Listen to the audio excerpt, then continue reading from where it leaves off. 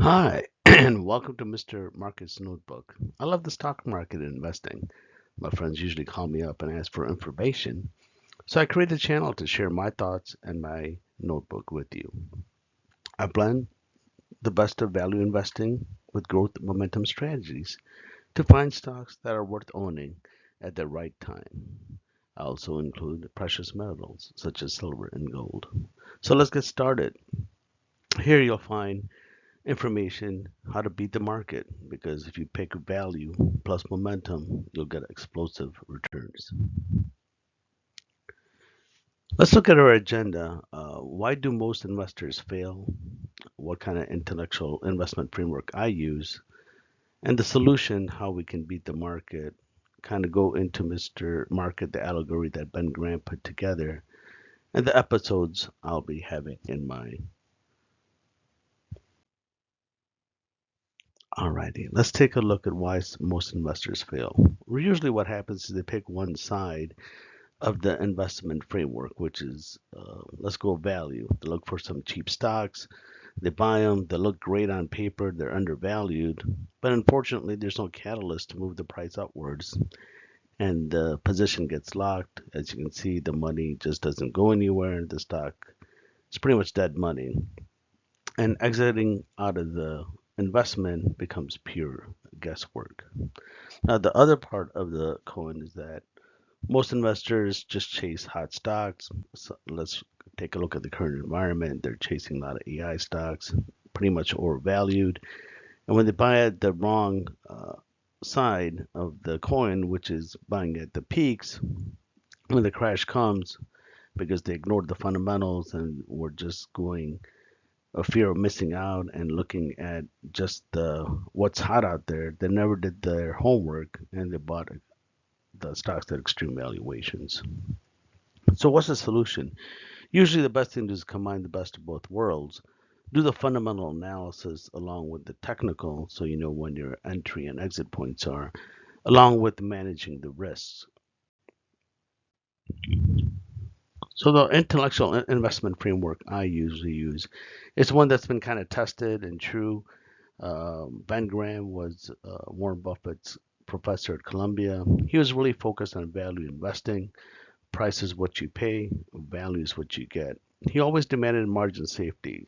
If he thought a stock was worth $100, he said if it was 50% off, $50, he thought that that would cover the risk of maybe doing the wrong analysis or just making sure that you had some safety when you picked it to manage the risk. He also looked at stocks that were low on valuations, low PE ratios, low price to book. He made sure that was financially sound. Warren Buffett, as you see, was a student of Ben Graham. He took the idea a little bit further.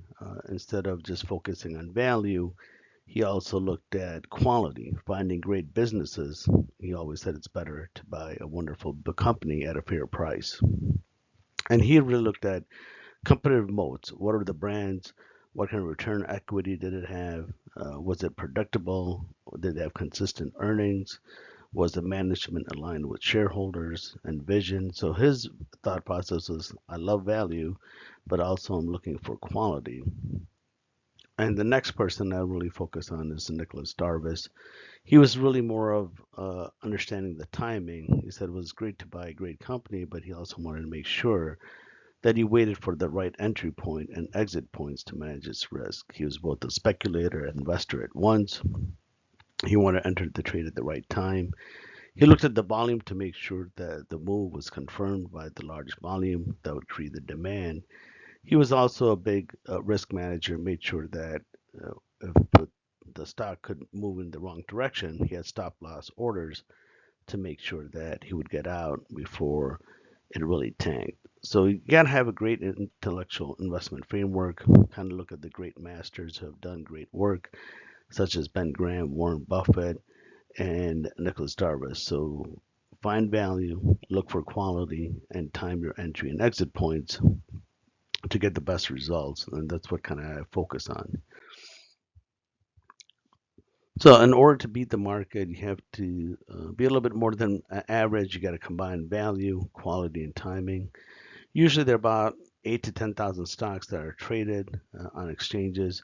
You're looking first really for screening for value. Hey, is it a PE ratio below the industry average? Does it have positive free cash flow, a low price to book value, low debt?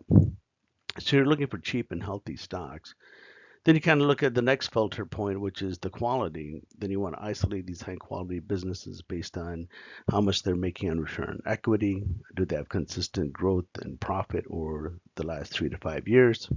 Do they have a durable competitive advantage? Do they have a brand that people want to reach out and get, like Coca-Cola? Do they have a strong management track record? So you're looking for the best in business class of these companies. Then the next thing is to time them. So you may find a great company, but unfortunately the price may be too high. So you got to wait and kind of be patient to find the right entry volume and price to get into and put stop loss orders in place in order to manage your risk and get out before sometimes stocks can move against you. So you never know. So of those thousands of stocks that you're going to actually filter, you may come out with maybe 5 to 10 stocks that meet all these criterias depending on the market. So let's take a look why I called the channel Mr. Market's Notebook. Mr. Market was an allegory that Ben Graham put together. His whole idea was to have a philosophy and a framework that imagine you're trading with the investment partner in the stock market named Mr. Market.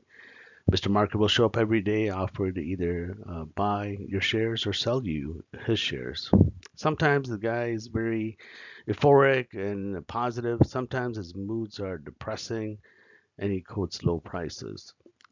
One thing about him, he's very irrational. Your job as an investor is not to be influenced by him. Sometimes Mr. Market is depressed. He'll sell you at a low price his shares. That's really an opportunity for you to buy. Sometimes Mr. Market is euphoric. He'll pay you top dollar for your shares, and that's really an opportunity for you to sell. Mr. Market is there to serve you and not to instruct you. Letting the stock market's mood dictate your decision is one of the key fundamental mistakes that investors make. Really, market fluctuations are there to serve you. Crashes and panics allows an investor to acquire wonderful businesses at great prices. And the one great thing about Mr. Market, he doesn't mind if you ignore him, and he'll come back tomorrow with another price, so you can take either advantage of him or ignore him.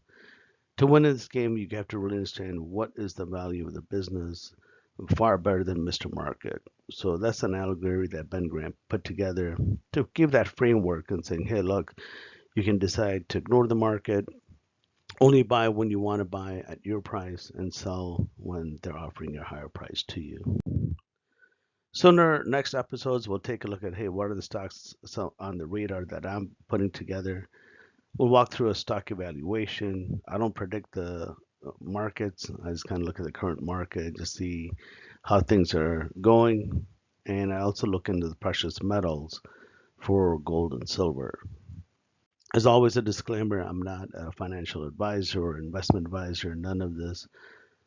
Information I'm providing is an investment advice or trading advice. I'm not a licensed broker or registered investment advisors. All these opinions are really based on my own personal research and not a recommendation to buy or sell any security. All righty. See you on the next episode. Have a great day.